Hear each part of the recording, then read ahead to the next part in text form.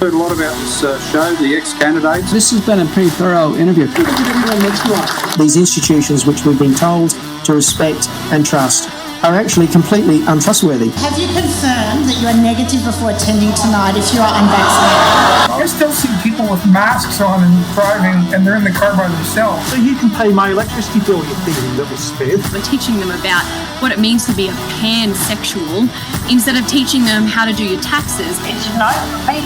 I say no to the voice. Hey everyone, welcome back to another episode of the ExCandidates. My name is Stephen Tripp, and as always, I'm joined by Adam Zara, the One Nation candidate for Campbelltown. How are you tonight, Adam? I'm pretty good, Stephen. How you going, mate? I'm very well, thank you. And on tonight's episode, we have Rod Lampard from Caldron Pool. How are you tonight, Rod? Good, mate. Thanks for letting me have. Yeah, no, it's great. Show. It's great to have you on. Before we get your background, can you give us a little bit of information about Caldron Pool, what it is and what you're hoping to achieve there? Well, Caldron Pool was established to give Christians a voice in the political arena. We consider ourselves to be pretty edgy. We try to be as relevant as possible and bring the gospel to the marketplace of ideas, because we believe it belongs in the marketplace, not the museum, to quote a theologian called John Stott.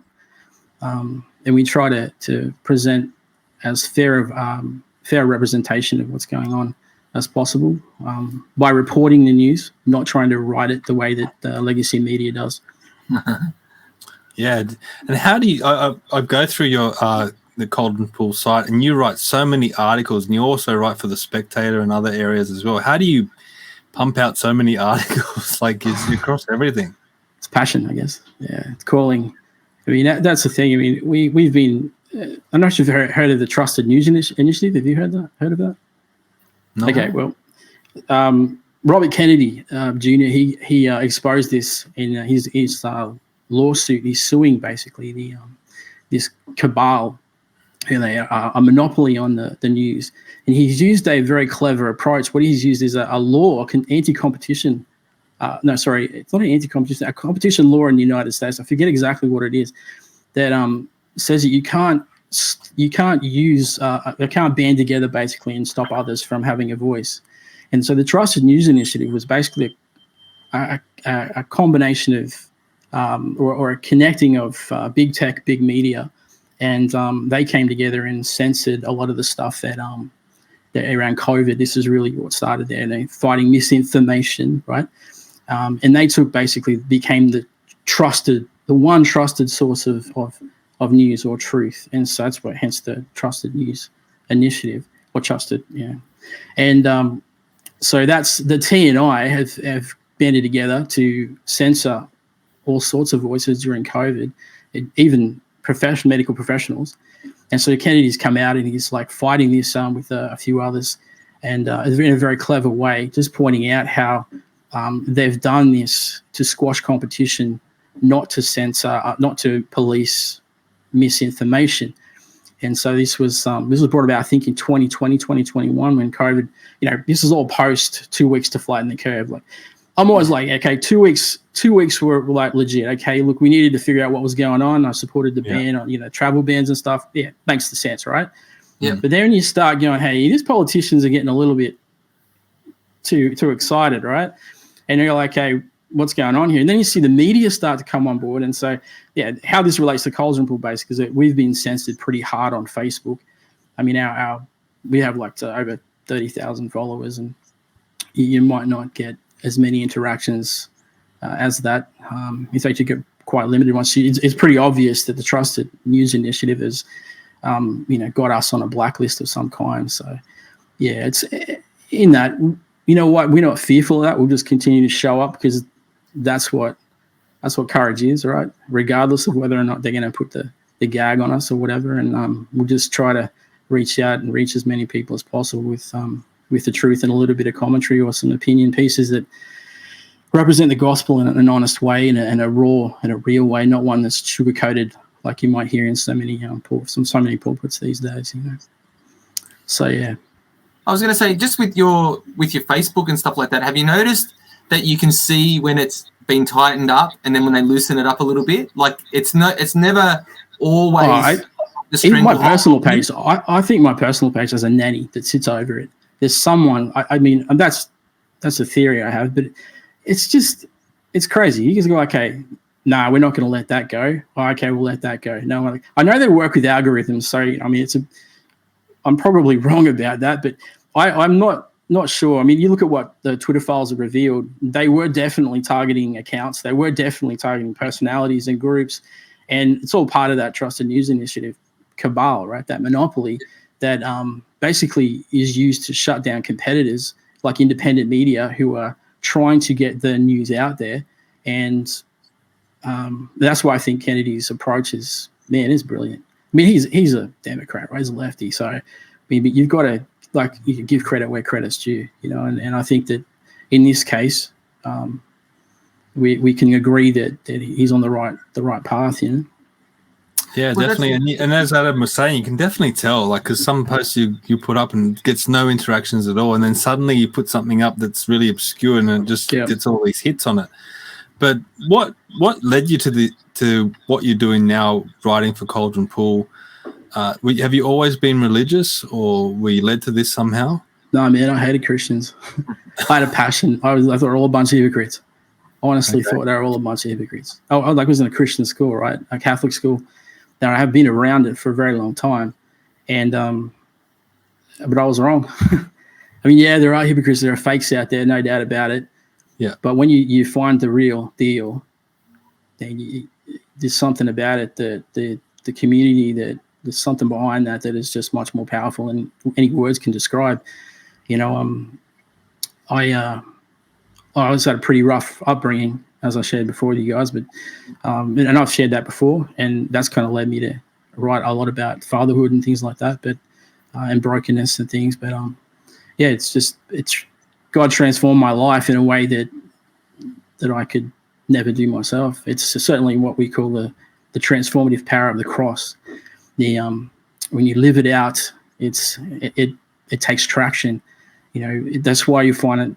So many people give it lip service and they have the appearances, but there's no substance to it, because we live in a society that's all about appearances, not substance, right? So you have the as Paul writes to his young protege, Timothy, they have a form of godliness but deny its power. So that's for me, coming from such a heavy broken place, abandonment, parental stuff, all sorts of issues, to have and be set free by something that is really indescribable. This grace, this power that comes from beyond us is, to some degree, it's unspeakable, but it's been described as indescribable, and I think that's probably accurate, because unless you've encountered this, the power of the cross and what it means. Something that was a symbol of death has become now a sign of victory.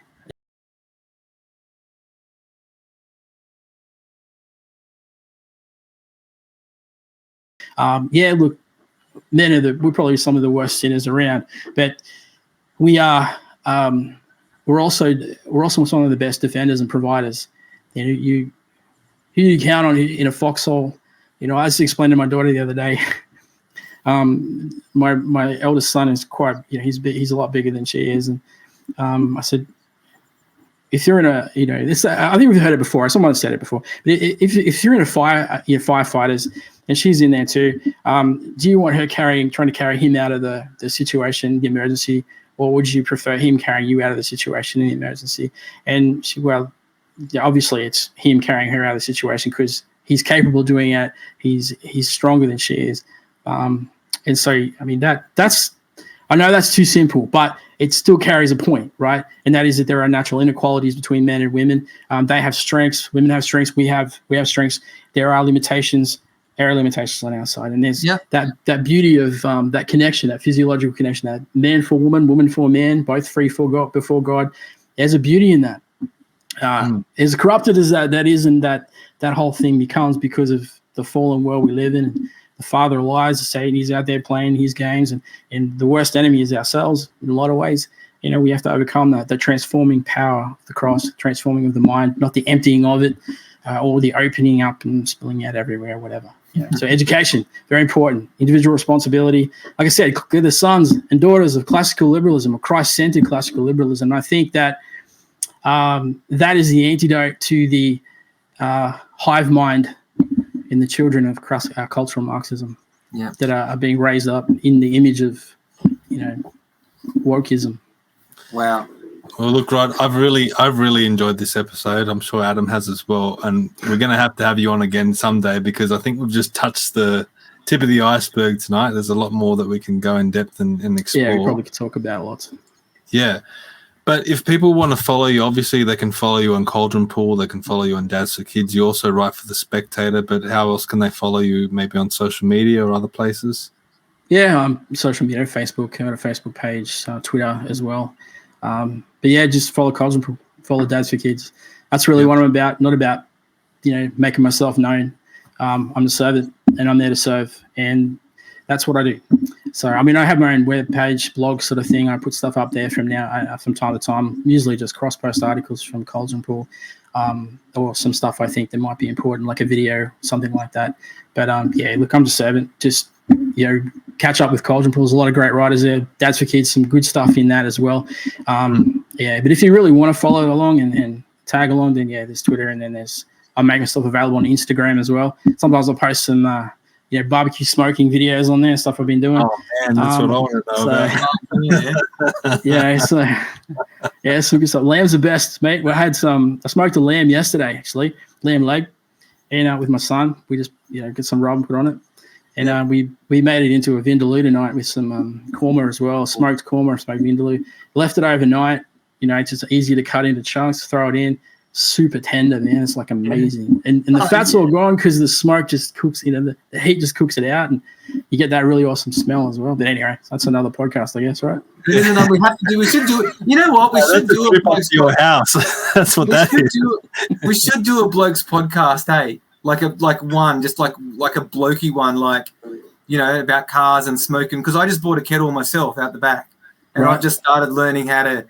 I've done 2 lamb roasts on it, and you know what, man? It's the best, eh? It's just like it's good. It's so good. It's as I don't know. It's as earthy as you can get, I guess. Other than cooking a chili over an open fire in a cast iron pot, which we do as well, which is cool. I've even cooked a chili. I've got a bullet smoker, so I cook a chili in that, and you get the smoke into the chili. It's it's all real good. So cast iron pot as well. I haven't eaten yet, so I haven't eaten either.